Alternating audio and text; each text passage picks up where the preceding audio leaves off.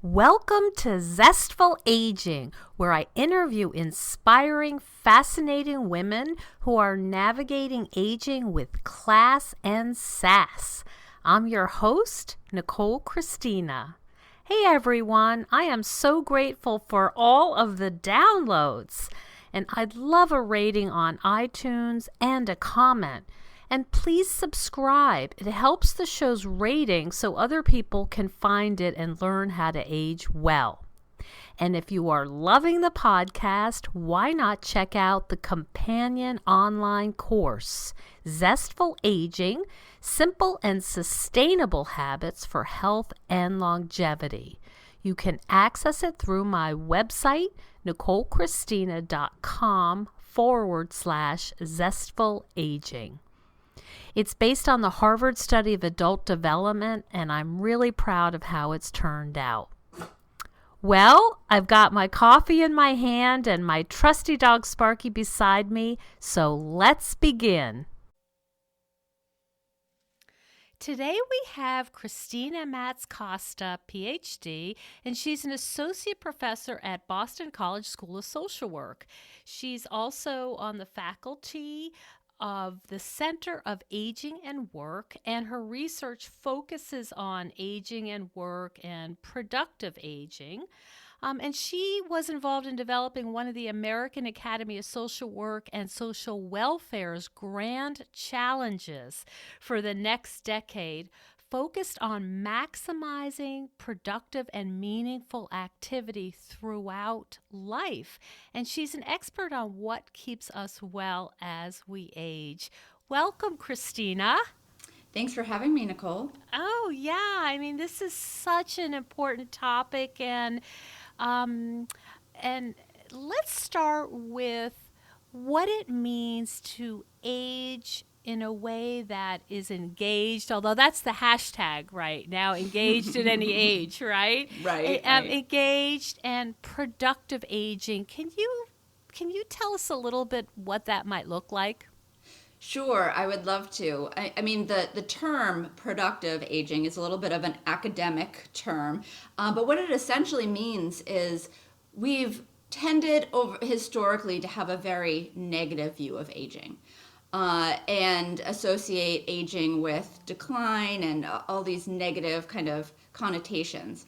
And the idea behind productive aging is to really focus on the strengths of an aging population, and it's really a strengths-based approach, a social development approach. How can we change our institutions, our ways of thinking to support people as they age, particularly as we're seeing extended life courses.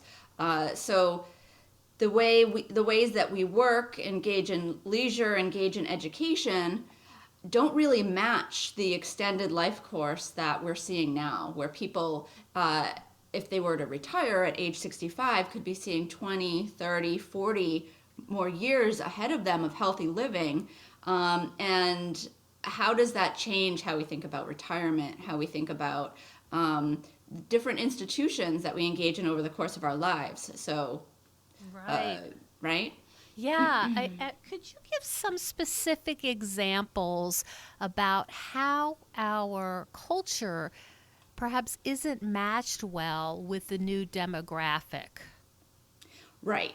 So we think about the typical lifespan, and that usually we have education, our soul activity throughout our youth and the first between age 20 and 30 is usually focused on education, right? And then there's a period of primarily work for a lot of people, and then retirement, which is primarily characterized by leisure. And does that really make sense anymore for when our expected lifespan is longer than it has been in prior centuries? And are there alternative ways of thinking about how we might structure our life course? It's more in line with having these extended years in later life. So, do you have some sense about what would be alternative ways to think about our life cycle or our lifespan? Is that part of what you do? Like give some thought to, well, it looks like this now. That doesn't fit anymore, but what about this or what about that? Right, right. Uh, so basically, with the idea of productive aging really focuses on it comes out of the economic tradition, and so that's why it uses the word productive, because it tends to focus on ways in which older adults could engage in activities like paid work, volunteerism, caregiving, and other activities that contribute to society more broadly. But I like to think of it more as engaged aging. So, how can we think about expanding opportunities for individuals as they age so that they can continue to engage in work if they would like to or need to, so that they can have increased opportunities for volunteerism as they age, if that's the route that they want to engage in. They have support for caregiving activities that they might need to engage in as they age. And so I think it's thinking broadly about how our society can support this people in this third age. How can we make sure within the employment realm that employers are supporting older adults as they age in the workplace, whether that be through health and wellness programs, working on ageist beliefs within the workplace, dealing with multi-generational workforce issues to so that employers better manage the age dynamics that's going on within the workplace, right? What would that look like? Say, that's a really interesting thought to have, people right out of college and then people supposedly in retirement age, although Right. that sounds like it's shifted. What are the kinds of problems that might come up in a workplace where people might have 40, 50-year difference in age? Right. So we're seeing an era where we have more generations in the workplace than we've ever seen before. So it's certainly, there's 5 generations currently in the workplace. And so we're seeing more, a range of ages than we've ever seen before. And it brings up some issues, ways in which different generations have different beliefs or values and they might conflict. Stereotypes around people of different ages come into play. Issues of relative age. So one of the things that issue that a student and I worked on was looking at this idea of relative age. So if your supervisor is older than you or younger than you, does that make a difference in terms of your relationship with them and how it affects your work? Your age in relation to your team. So if you're the oldest person in a team that is for the most part younger, how does that impact your engagement levels or how you think about the age dynamics within your team? Or vice versa. So if you're the youngest person on a team that's where people are tend to be older than you. So there's all kinds of ways that you can look at age dynamics within the workplace, and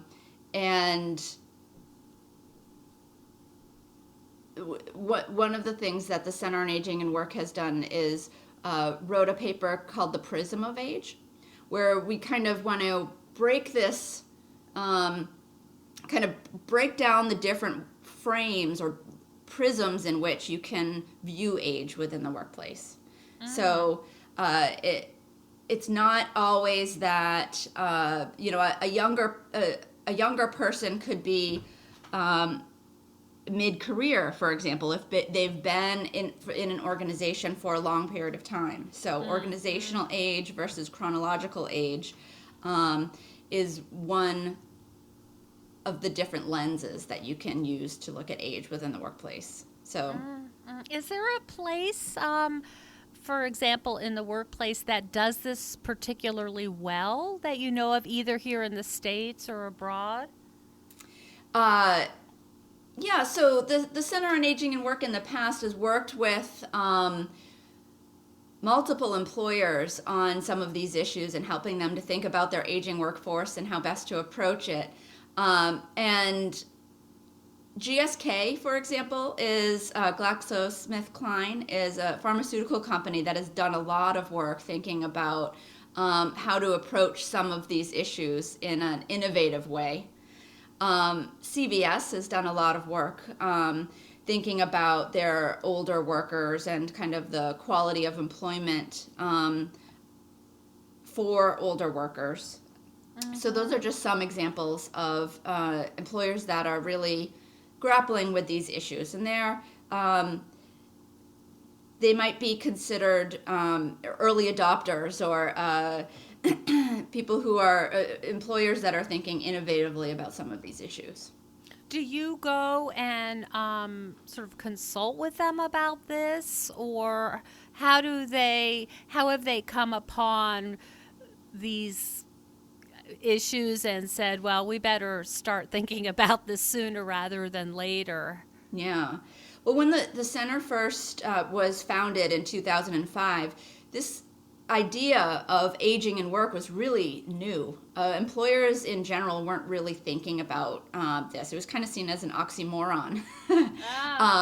But then over time, it's become much more accepted that we have to be thinking about an aging workforce because we have an aging population, and how we're going to manage these issues within our organization, or even assess the extent to which we've got employees of different ages who might be considering retiring or not considering retiring, or what kinds of supports or structures would be helpful to an aging workforce, right? And so I think that it's been a little bit of a combination of, as kind of awareness has increased, several employers have been interested in partnering or doing some research projects with the center, realizing that this is an issue that they want to think about. And then there was a few others that had kind of been thinking about this prior to the center being established. So I think it's been a little bit of a combination, and we haven't provided consultation per se, but done research projects and provided benchmarking tools and things of that nature. Mm-hmm. It sounds like such a relevant focus for you in terms of your own work. I mean, how much more relevant can you be that this is happening and you are in the forefront and studying all of these complicated issues? Yeah, it's really interesting. And, over time, we've kind of broadened our understanding or our definition of work beyond the paid employment realm. And so, like I mentioned before, we're thinking also about other forms of work that people do that tend to be undervalued or not recognized. So there's a good portion of the older adult population who engages in volunteerism, and this is not necessarily acknowledged or maybe undervalued. And then there's a big portion of the aging population that has significant caregiving responsibilities, and I think that it's really important that we think about not only supporting people as they age within the workplace, but people who are engaging in volunteering and caregiving roles, but also those who are looking to become employed and are having difficulty. Yeah, there's so many parts of this. Right. This whole thing about the demographic changing so significantly. I can imagine that there's just hundreds of ripple effects of this. Absolutely. Right. And so we know that supporting engagement broadly, whether that be engaging in work or volunteering or caregiving, or engaging in other activities, social activities, health-related activities, exercising and things like that are really important as we age. And so I think that if we can change our institutions and support opportunities, increased opportunities for people as they age, I think it can have multiple ripple effects in terms of healthy aging and how people stay healthy and well as they age. Right, and I know that you're working on a big grant to look at the elements that really make a difference in how people age in terms of their health and wellness. That's a separate project, is that correct? Yeah, although Related. it's related. Yeah, it Yeah. builds on some of these ideas. So yes, I was working with the Boston Roybal Center for Active Lifestyle Interventions, and we know that engaged aging or active aging is really important as we age, to stay active, and to particularly physically active. So getting out there and moving your body and walking and not being sedentary is really important, right? And so we also know that traditional exercise programs don't necessarily work in terms of keeping people active. And so the idea was rooted, the idea for this program that we developed called Engaged for Life was really that we could draw on these ideas behind engaged aging, what we call the social model of health promotion, to bring people through a process where they can kind of explore the types of activities that they're currently engaged in and evaluate the extent to which they provide opportunities for physical activity, cognitive stimulation, social interaction, and the extent to which they're personally meaningful for them. And then work together as a group within this workshop and with a peer who is working with you in small groups to brainstorm ways in which you can increase that level of engagement on those four different areas. So how could I enhance or supplement my current activity portfolios in ways that are more health promoting? So how can Can I back up for just a minute? Because that sounds very interesting and I want to talk more about it. But you said something that, is just right in my wheelhouse here, but I want to hear more about it. And the idea that traditional programs don't necessarily work that well. Can you talk a little bit about why?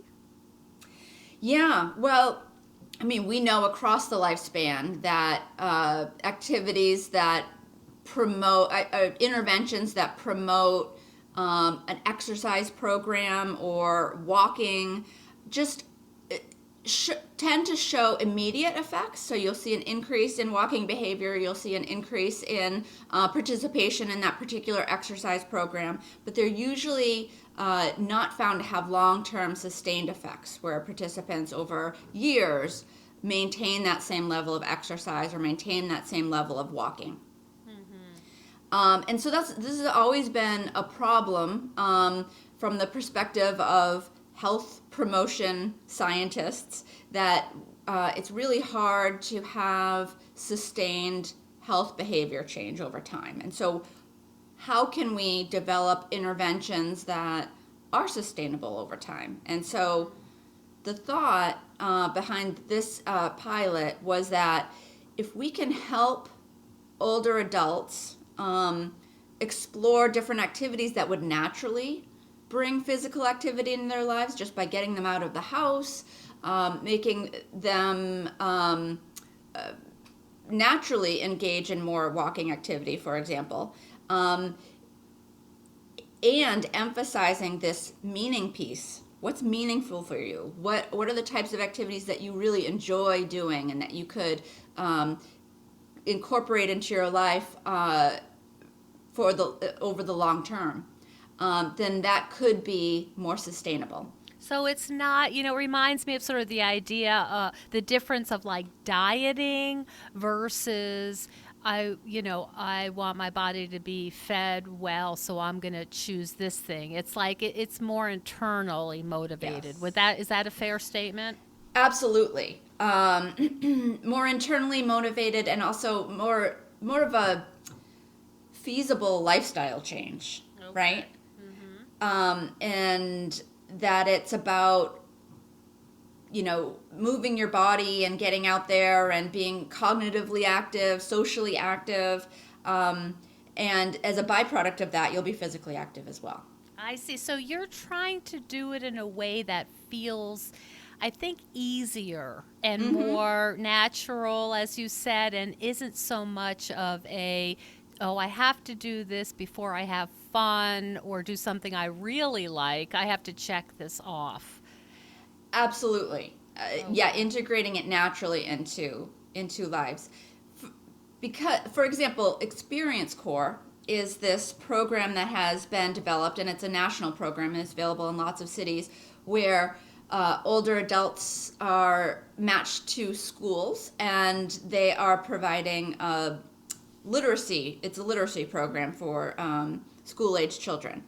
And the idea behind it was that it would get older adults more physically active, cognitively stimulated, socially interacting, and would be a meaningful activity. And it's been really successful in having long-term health effects, being sustainable over the long term, leading to other involvements in the community.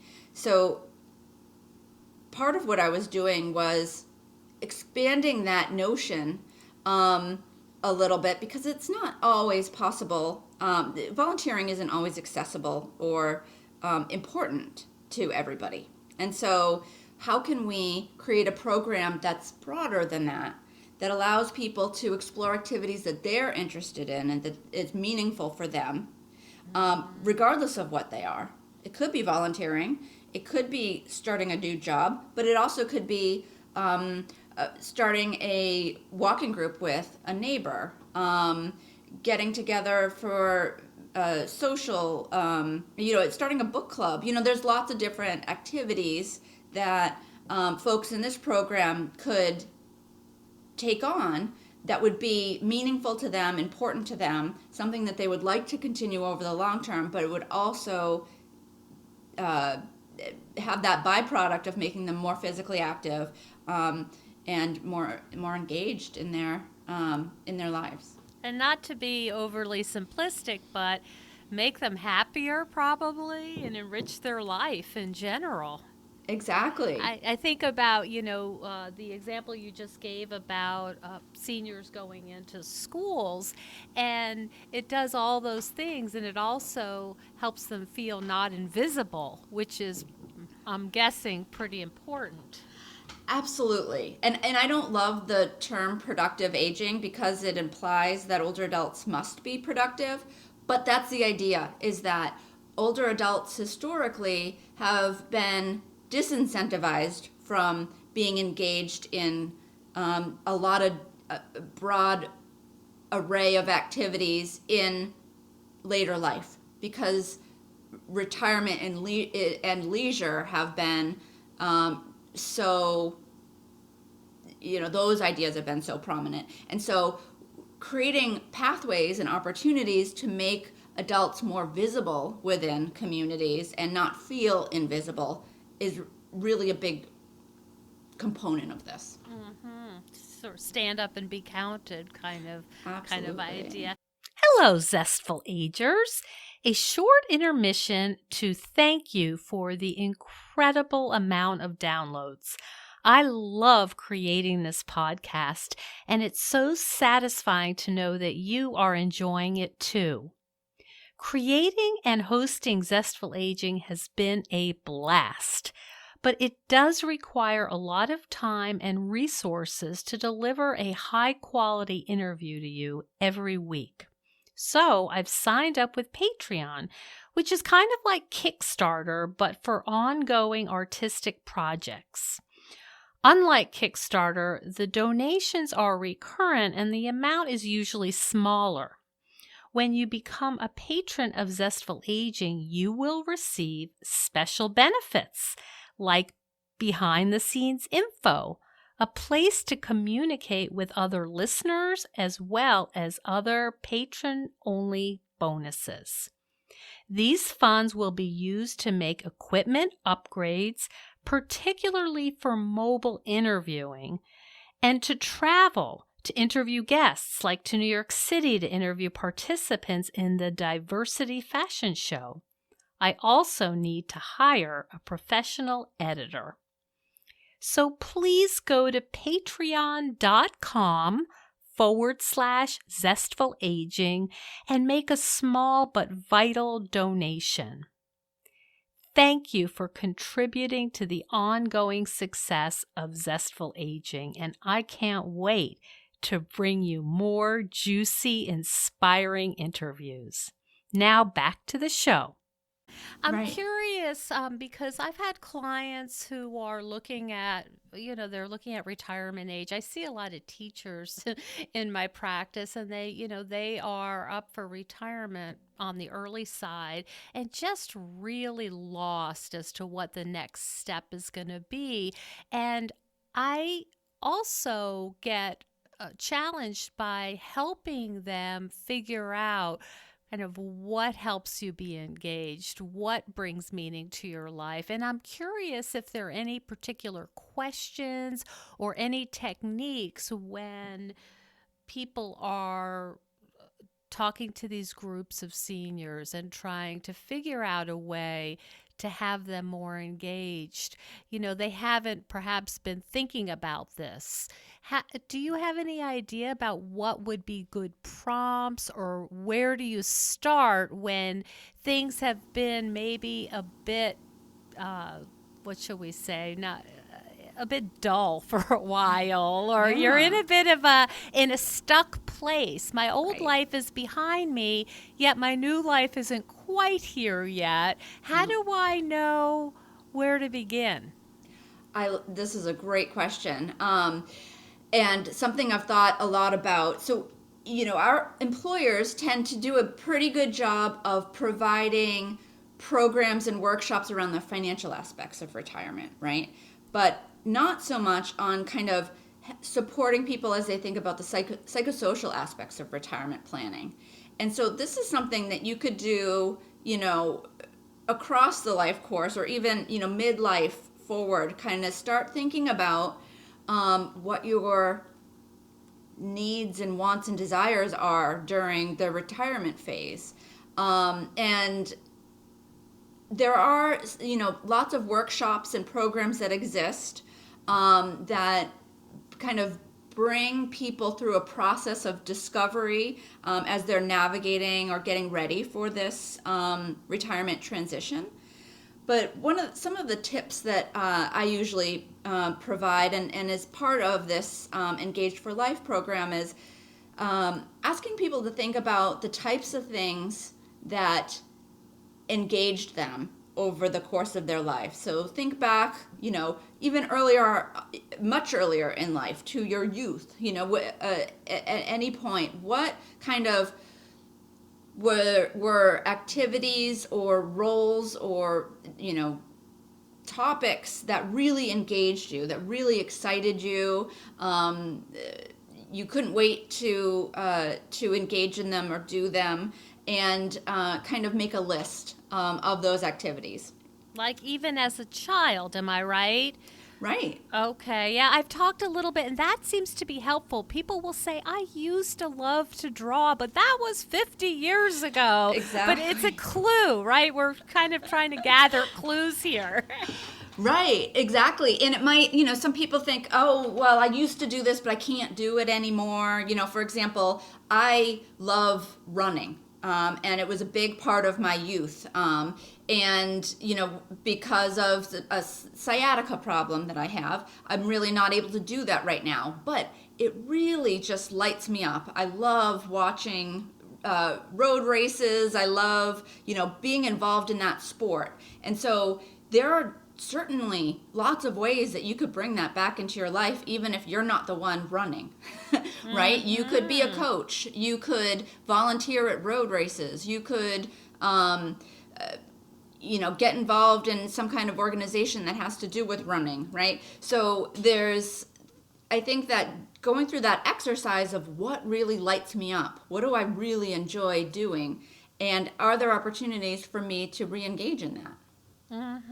Like who are you? When I think about what I used to do as a child, there's no mystery as to why I love to knit, I love my dogs, I love tennis, it's like, who's surprised? That's what I was doing when I was a little one, and so the idea of really getting to know who you are at your core, and asking these questions of, well, when you were playing, would you be a kid who liked to be inside drawing or outside back in the day, playing hopscotch or, whatever? Absolutely. And I think that sometimes the word passion is difficult. If you ask, what are some of your passions, or what is your passion? That's kind of That's a big one. It's a big one, Oh, and yeah. people get a little paralyzed when you ask that. And so I think maybe not using the word passion, or framing it so that passion could mean that you could have multiple passions, and it doesn't have to be your one and only passion, but there may be multiple things that you really love, you really enjoy, or you really feel are important piece of your identity, or you're really a strong advocate for, so it might be an issue that you're really passionate about, right? Do they use, when people are bringing these groups of seniors together, as you've described, to help them be more engaged, do they use a particular interview tool, or any kind of structure to say, were you more artistic or more rational? I mean, do they try to get to this in a way that is like a structured form, or is it more of an open conversation? It varies. So there are these programs that usually you need to pay to be a part of them, these workshops and different programs that might exist, and they will take different approaches to helping you kind of reflect on your past experiences, or and it's not really standard how they go about it. Although there's several books out there that walk you through a process that helps you kind of reflect on these different pieces of your identity, and help you to get closer to figuring out what you might want to do next. Any in particular that you like? Yes, there's the Encore Handbook by Marcy Abelard, and it's a great book. It kind of walks you through kind of a process for going about identifying your encore, which is usually associated with a social purpose kind of next step in one's life, somewhere after mid-career. And so that's really useful, particularly if you're thinking about social purpose types of work, paid or not paid. In terms of resources that are more broad than that, so if you're not thinking about social purpose types of work, there, Blue Zones is a great book. Ah, yes. It is, yeah. And so this is by Dan Buettner, and it really highlights several societies that have a high proportion of centenarians, or people who live to be 100. And it highlights kind of some of the features of these societies that may contribute to why they have such a successful aging population. And so it's kind of lifestyle. Sometimes it's dietary, sometimes it's social, and it's a really interesting read. Mm-hmm.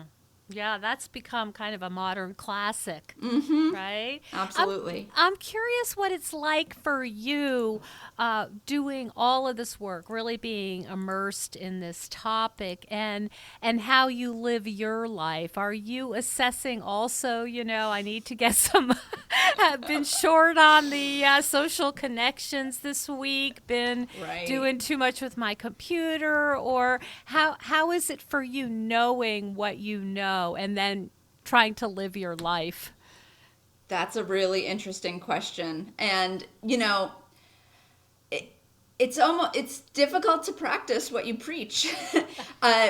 Before I studied aging, I studied work family issues. And I think this is the case in that arena also. When we talk about kind of these choices, and whether it's balancing work and family, or it's really being intentional about creating a full and active health promoting life. I think it's really important, but there's a lot of times the practical everyday life kind of gets in the way, and it's difficult to continue to be attentive to either work-life balance, or to being sure we're living engaged and full and active and health promoting lives. And so I try to, and I'm not always successful, and I go through phases where I'm more attentive to these issues, and phases where I'm less attentive and really not living up to these standards the way I would like to.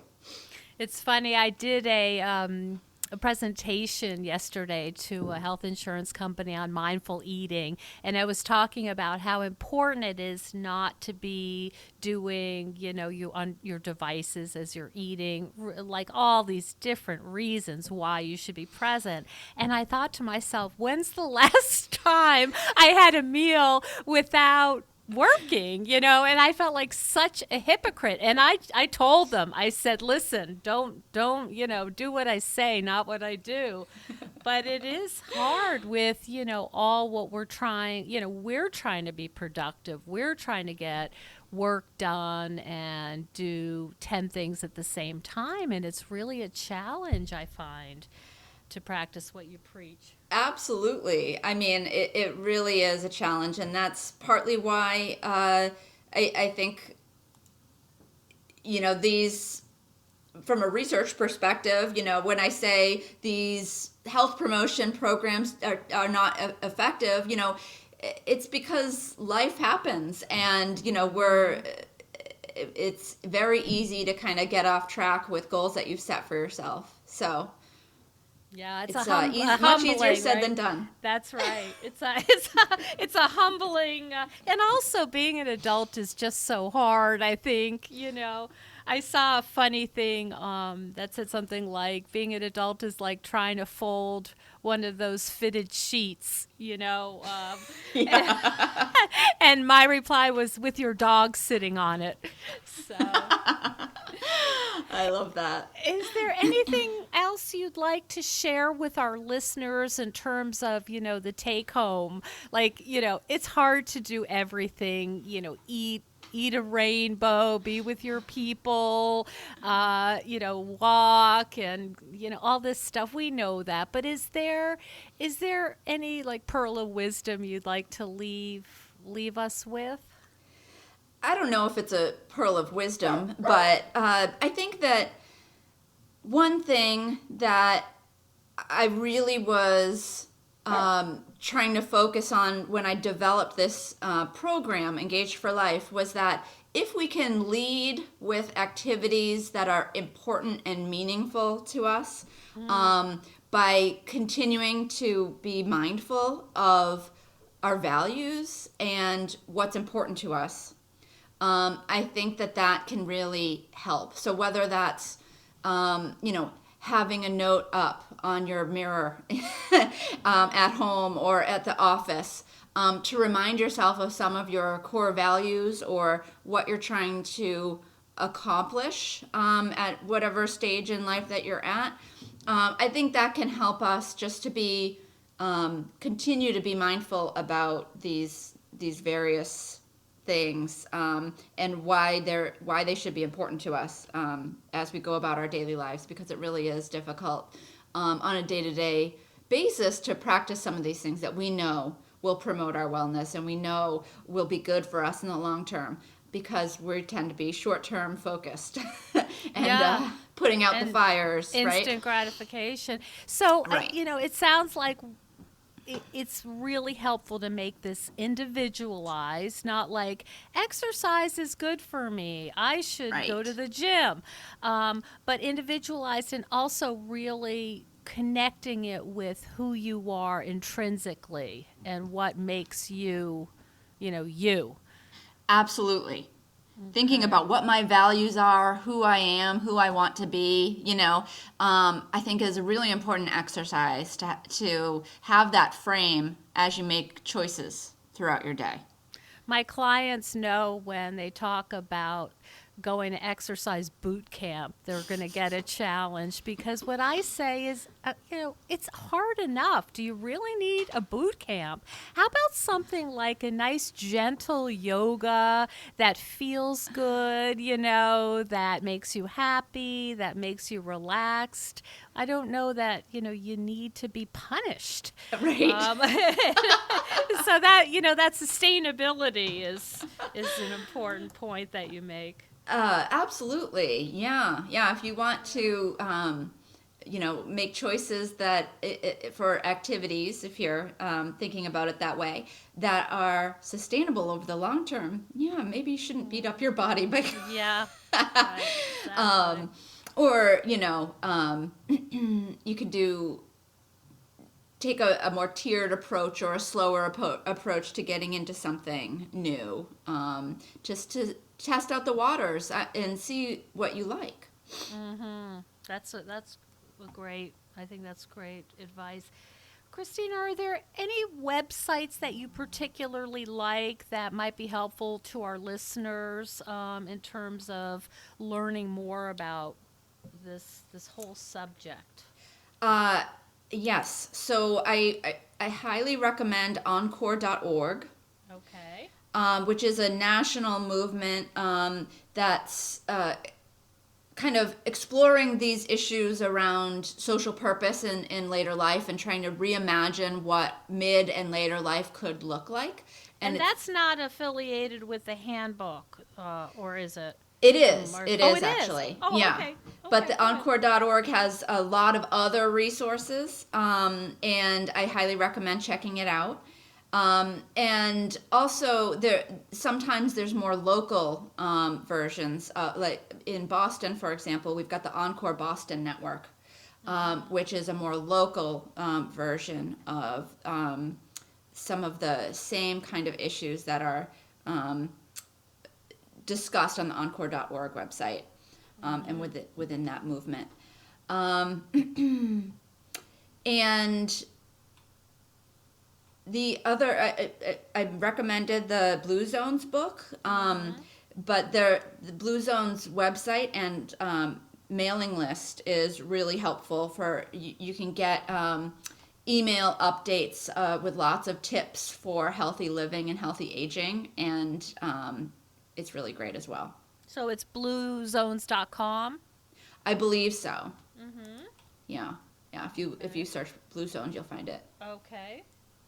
Great. And where can people learn more about your work? So you could go to the Boston College School of Social Work's website, but more specifically the Center on Aging and Work's website. Okay. Okay. All right. And I also have a BC Talks Aging video that discusses some of these issues that might be useful as well.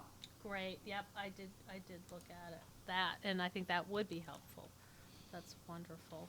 Well, I really appreciate you talking to us about this, massively important subject, and giving also some really practical guidelines of how you even do this, how you wake up and start trying something new. Yeah, and I love the idea of discovery. Oh, well, thank you so much for having me. Actually, another thing that might be happening soon is these discovery centers. So you mentioned the word discovery, but there may be some programming in the near future, in Massachusetts at least, that focuses on this idea of discovery in later life. So. Oh, wow. I need to make sure I'm looking for that. Yeah, so I can follow up offline about those resources as well. That sounds great. Thank you so much for talking to us today. It was really interesting. Thanks, Nicole, for all that you do, and thanks for having me. Bye-bye. Bye.